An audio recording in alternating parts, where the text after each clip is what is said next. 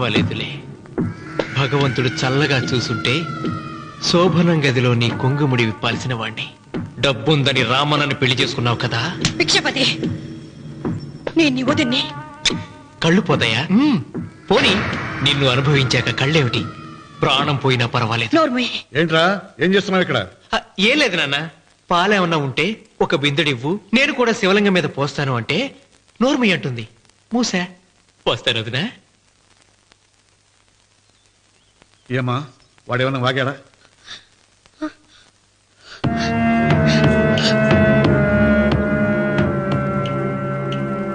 భిక్షపతి, అవును, అసహ్యంగా చండాలంగా వాగాను. చంపుతావా? చంపు. మీ తాత ముత్తాతలు జంతువుల్ని చంపితే నువ్వు నన్ను చంపు. చంపి నా తల కూడా గుమ్మానికి వేలాడగట్టు. ఇదిగో, పుట్టినప్పటి నుంచి సీత నా భార్య అనుకున్నాను, ఆరాధించాను.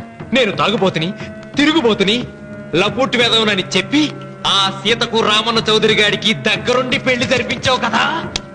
వాళ్ళ కాపురం కూల్చే వరకు నాకు మనశ్శాంతి ఉండదు. సీతని కట్టబెడితే పీటల మీద విషం దాకా చచ్చిపోతుందని బంగారు లాంటి రామనికిచ్చి పెళ్లి చేయించానురా. వెంటనే నీ పద్ధతి మార్చుకోకపోతే నువ్వు తినే అన్నంలో విషం కలిపి తప్పేస్తాను రా వెధవా. వద్దు నాన్న, వద్దు. ఈ చెంపు దెబ్బ ఎప్పుడో కొట్టుంటే బాగుపడుండేవాడిని. నాన్న, నీ మీదొట్టు, ఇంకెప్పుడు తప్పు చెయ్యను నాన్న, తప్పు చెయ్యను. నన్ను క్షమించు నాన్న. ఏర్పాట్లన్నీ పూర్తయ్యాయా? అది ఏమైంది లోకేశ్వరరావు? 50 జంటలు నమోదు చేయించుకున్నారండి. అందులో 30 జంటలకి దానం చేయడానికి మాత్రమే మన దగ్గర భూమి మిగిలి ఉంది. మరి మిగతా 40 ఎకరాలు అంటే మన పొలమంతా? ఈవేళ బాబు గారు, ఎన్ని సంవత్సరాల నుంచి దానం చేసుకుంటూ వస్తున్నారు. కొండలైనా కరిగిపోవలసిందే కదా. మరి ఇన్నాళ్ళు నాకెందుకు చెప్పలేదు? మీరు పుణ్యకార్యం చేస్తున్నారు, మిమ్మల్ని ఇబ్బంది పెట్టడం ఎందుకని. రామన్న పేరుతో 2000 ఎకరాలు ఉండాలిగా, అందులోంచి రాసేవండి. అందులో మిగిలిన 60 ఎకరాలే ఇప్పుడు రాశానండి. ఆయన పేరు మీద గజం భూమి కూడా మిగలలేదు. రేపు శుభకార్యం ఆకూడదయ్యా. నూతన దంపతులు నా ఇంటి దగ్గర నుంచి నిరాశగా తిరిగి వెళ్ళకూడదు. నాతోరా జగన్నాథం. అన్నయ్య, నువ్వు ఈ సాయం చేస్తే నా పరువు కాపాడిన వాడి అవుతావు. 40 ఎకరాలే కాదు, నా యావదాస్తి మొత్తం నాకు ఇస్తాను, నా ప్రాణాలను ఇస్తాను. లోకేశ్వరరావు, అయ్యా కాగితాలు.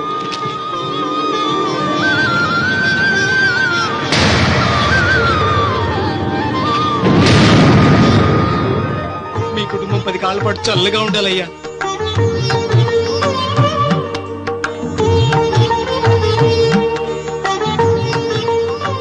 నీ పొలం వాయన దానం చేస్తాడు, పేరు తెచ్చుకుంటాడు.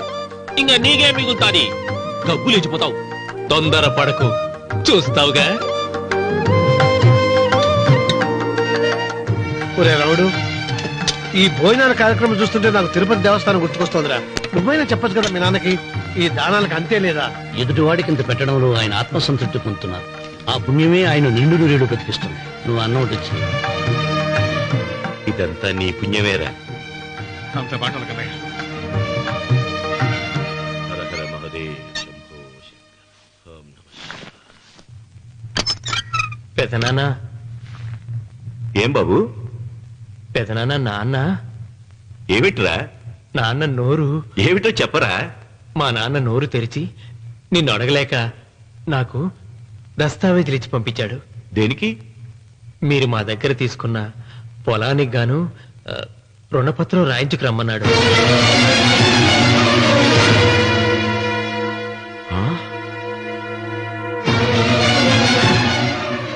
నా తమ్ముడు రుణపత్రం అడిగాడు. అయ్యో, సంతకం.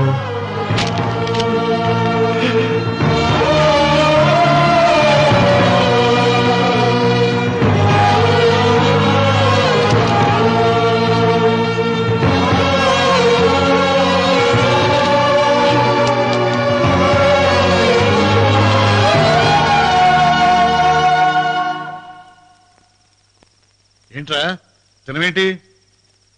ఓహో, అన్నంలో విషం కలిపి చంపుతున్నానని భయపడి చస్తున్నావా? లేదురే, తిను.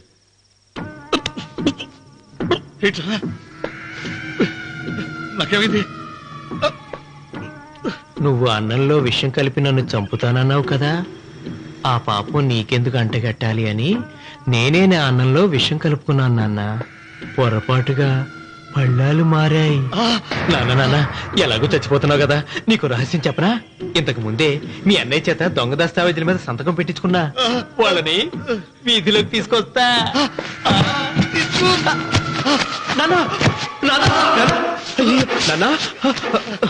ఈయనతో నీకు చెప్పాక నేను ఎందుకు బతికిస్తాను? నాన్న చిన్నప్పుడు నీ గుండెల మీద ఆడుకుంటే తెగ ఆనందపడేవాడు కదా, పోయేటప్పుడు కూడా ఆడుకుంటా ఆనందపడే. చల్ చల్ గుర్రం చలాకి గుర్రం, చల్ చల్ గుర్రం చలాకి గుర్రం, చల్ చల్ గుర్రం చలాకి గుర్రం, చల్ చల్. నాన్న అయ్యో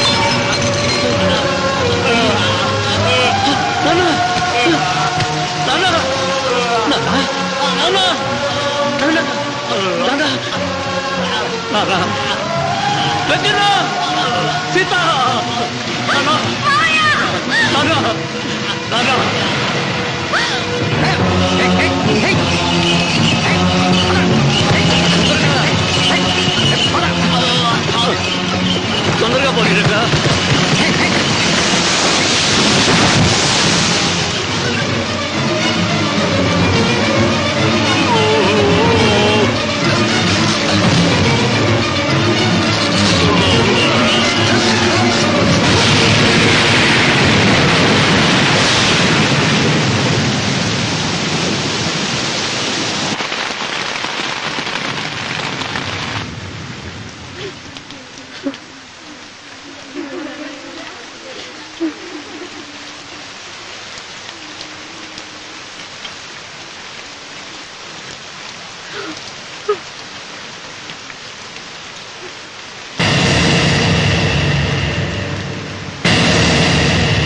అందరికీ నమస్కారం.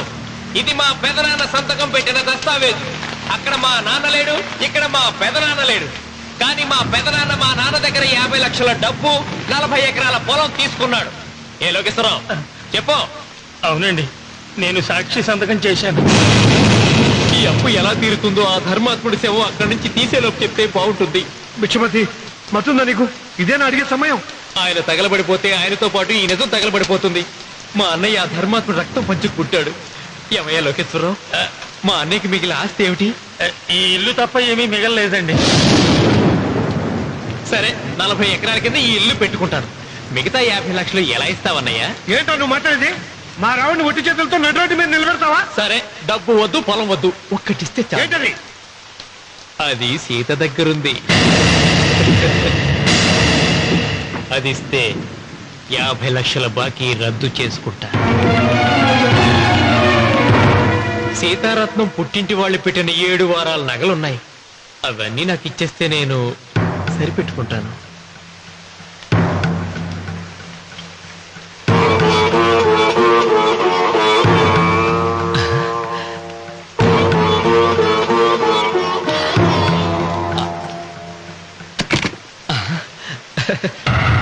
అదేమిటి, నీ మెళ్ళ ఉన్న మంగళసూత్రం బంగారం కదా, అది కూడా తీసిపెట్టు. అన్నయ్య తీసేమని చెప్పు. నువ్వు కట్టాల్సిన తాడి మా రావుడు కట్టాలని ఖచ్చితంగా కదా ఈ పని చేస్తున్నావు. తప్పు మాట్లాడుతున్నావు శాస్త్రి. నాకు ఆ తాళి అక్కర్లేదు, ఆ 50 లక్షలు కట్టమను.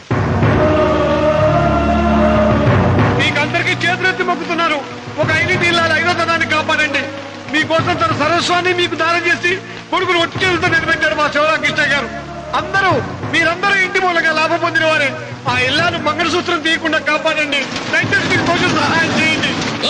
పంతులు నీకేమైనా సిగ్గుండదా? కడుపుకు అన్నం తింటాడావా, గడ్డి తింటాడావా? దానం ఇచ్చినట్టుది తిరిగి పీక్కుంటావా? ఊరికే ఇచ్చాడా? పుణ్యం కోసం ఇచ్చాడు. సత్యాక తిరిగి ఇవ్వమంటే ఎలాగండి? ఎవడు దానం చేయమన్నాడండి? ఒళ్ళు కొవ్వికి దానం చేశాడు. అన్నం పెట్టి తిన్నది కక్కమంటే ఎలాగండి? సోము తమ్ముడిది సోకేవా అన్నగారు అనుభవించారన్నమాట. ఏమైనా నిలబడి చూస్తుంటారు సిగ్గు లేకుండా. ఈయనే ఉంటే మన గుండె అని విక్కుంటారు, మనం వచ్చే పట్టుకొని అడుగు తినాలి.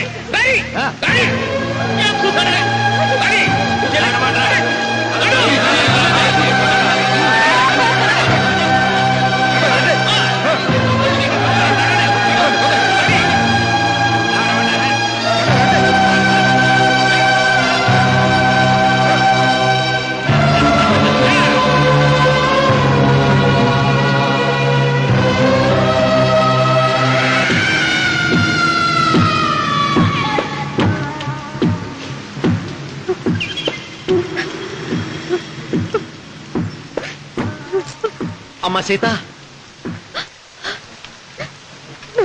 భిక్షపతి, మా వియ్యంకుడు బాకీ ఉన్న 50 లక్షల డబ్బు, 40 ఎకరాల పొలం నీకు నేనిస్తాను, సరేనా? సరే.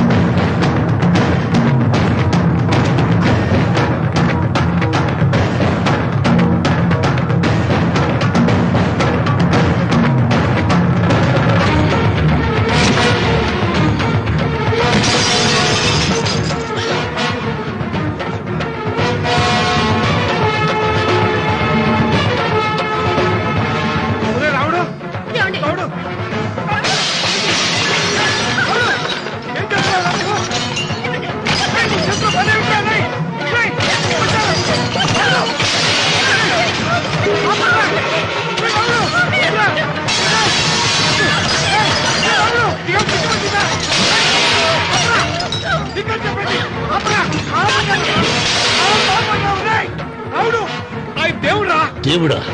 ఆయన దేవుడే అయితే 24 గంటలు శివ పూజ చేస్తూ దానధర్మాలు చేసిన మా నాన్నకు దిక్కులకి సౌనిస్తాడా?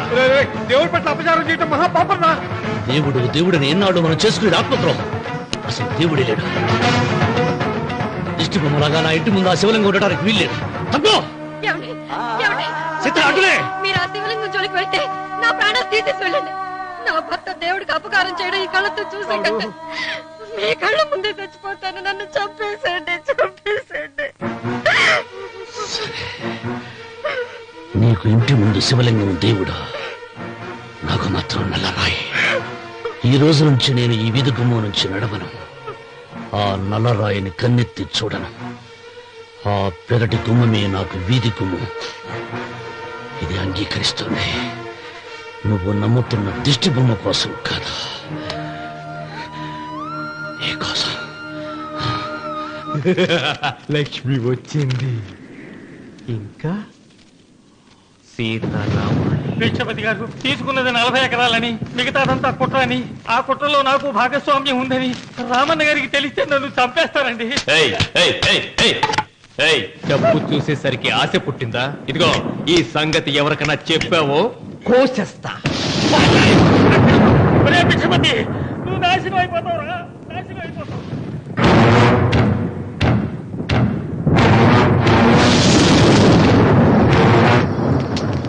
రాత్రిపూట ఎక్కడికి వెళ్తావా నాయన? నీకు తెలీదమ్మా. తెల్లారేలోగా ఊరు వెళ్ళి పారిపోకపోతే ఆ భిక్షపతి మనల్ని చంపేస్తాడమ్మా. తొందరగా పద. ఊరుదిలి పారిపోతున్నావా లోకేశ్వరరావు? అది నాకంతా తెలుసు. అయ్యా అయ్యా అయ్యా, మీకు ద్రోహం చేశాను, నన్ను క్షమించండి అయ్యా. నేను క్షమిస్తా, మరి భిక్షపతి వదలొద్దు. నీకు ఉపాయం చెబుతా. అన్వర్, నీ ప్రాణాలకు భిక్షపతి మూలంగా ప్రమాదం ఉందని నీ చేతులతో నువ్వే రాసు. నేను కాపాడతాను. దాన్ని జాగ్రత్తగా మడిచి నీ జేబులో పెట్టుకో. అర్థం కాలేదా? నీ ప్రాణాలను ఆ చేతుల్లో పెట్టావుగా. మీ అమ్మను జాగ్రత్తగా ఇంటికి తీసుకుని వెళ్ళు. వెళ్ళు. వస్తాం బాబు. పదమ్మా, పద.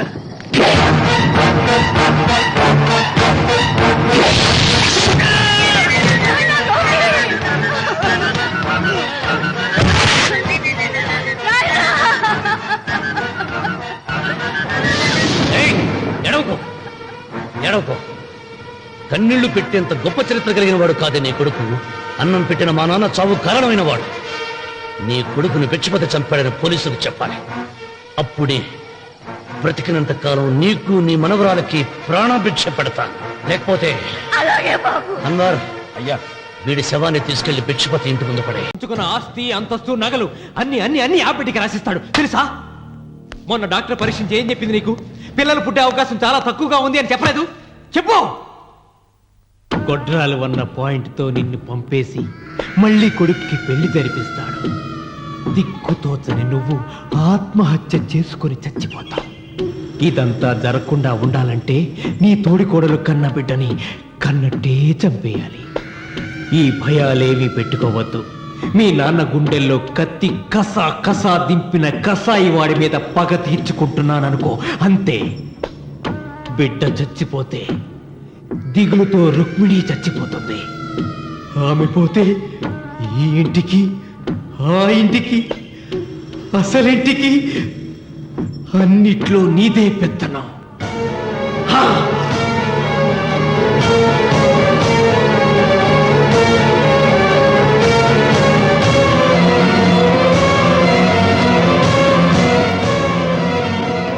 నాకు చిన్న సాయం చేయాలి, చేస్తావా? ఏంటమ్మా? బిడ్డకి పాలల్లో విషం కలపాలి. అయ్యో, నేను అర్థాన్ని కాదమ్మా.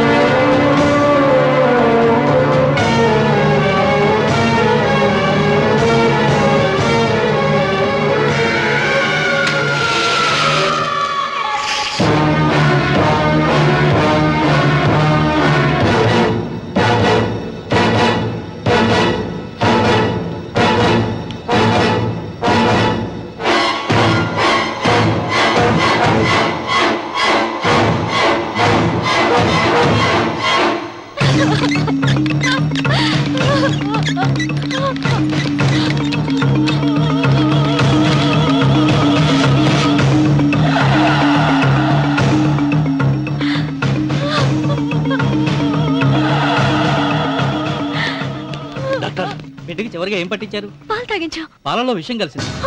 Sister, call doctor Reddy. చివరిగా పాలు ఎవరు పట్టించారు?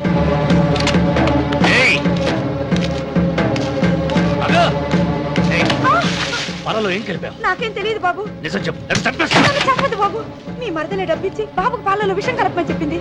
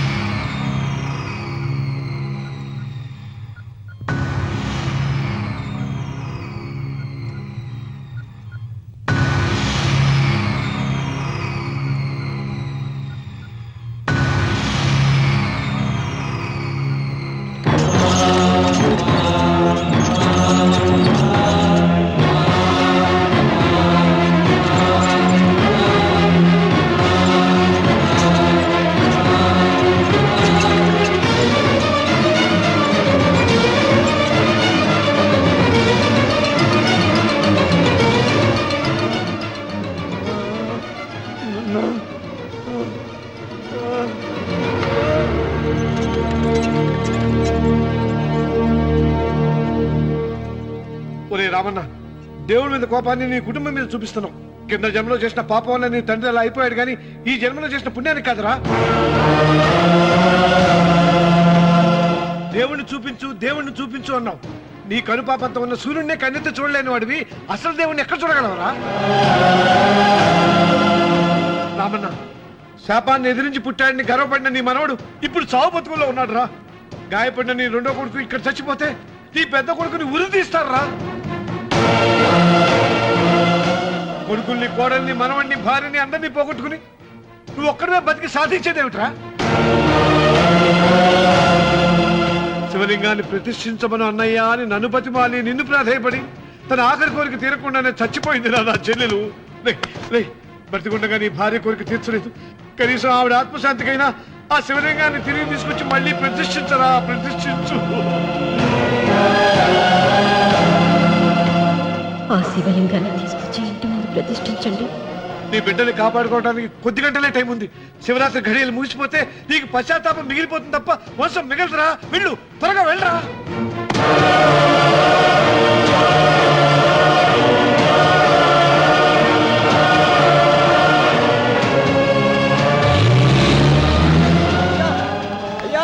అయ్యా గారు,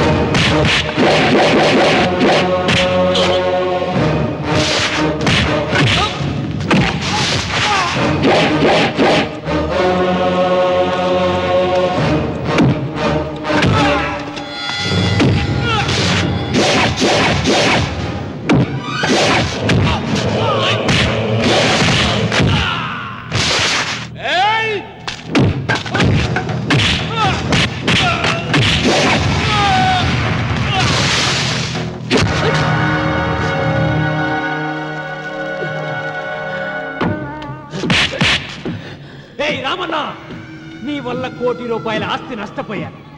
నేను ఇష్టపడిన సీతను నాదానిగా చేసుకోలేకపోయాను. నిన్ను నీ వల్ల 14 ఏళ్ళు శిక్ష అనుభవించాను రా.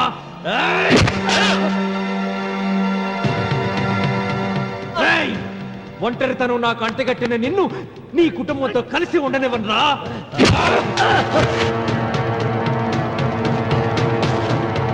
నిన్ను చంపి నా పగ తీర్చుకుంటాను రా.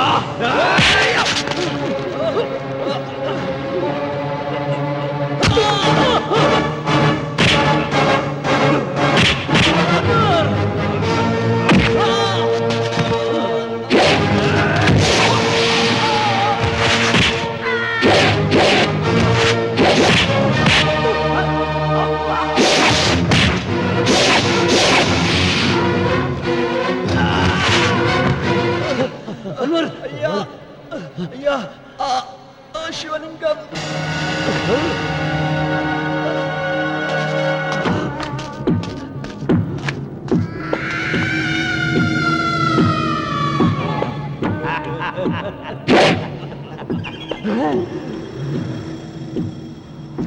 ఏయ్, రాయలసీమ రామన్న చౌదరి,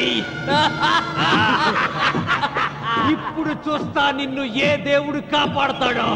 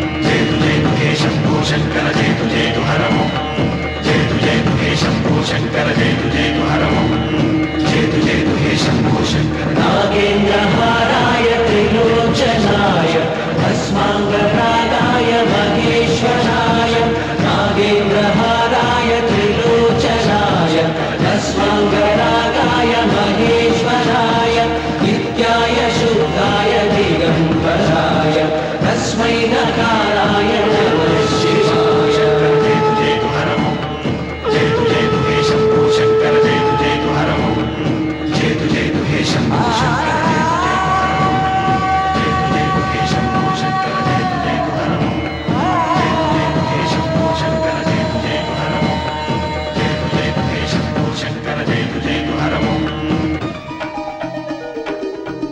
రామన్న చూసావరా భగవంతుడు లేలా నీ కొడుకు కోడలు మనవడు అందరూ గండ నుంచి బయటపడ్డారు. ఇక మురళికి శిక్ష పడదు.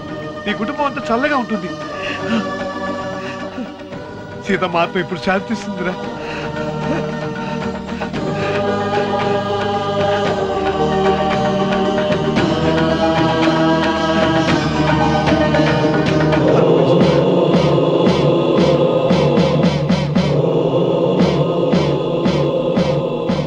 రామన్న రామన్న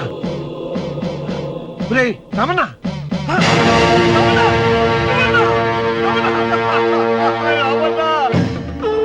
గాలి, భూమి, నీరు, తల్లిదండ్రులు, స్నేహితులు మాత్రమే దేవుళ్ళని ఇన్నాళ్ళు అపార్థం చేసుకున్న రామన్న చౌదరి వీటన్నిటినీ సృష్టించిన పరమేశ్వరుడే అసలైన దేవుడని అర్థం చేసుకుని శివ సాన్నిధ్యంలో ఉన్న తన భార్యను కలుసుకోవడానికి కైలాసానికి వెళ్ళిపోయాడు.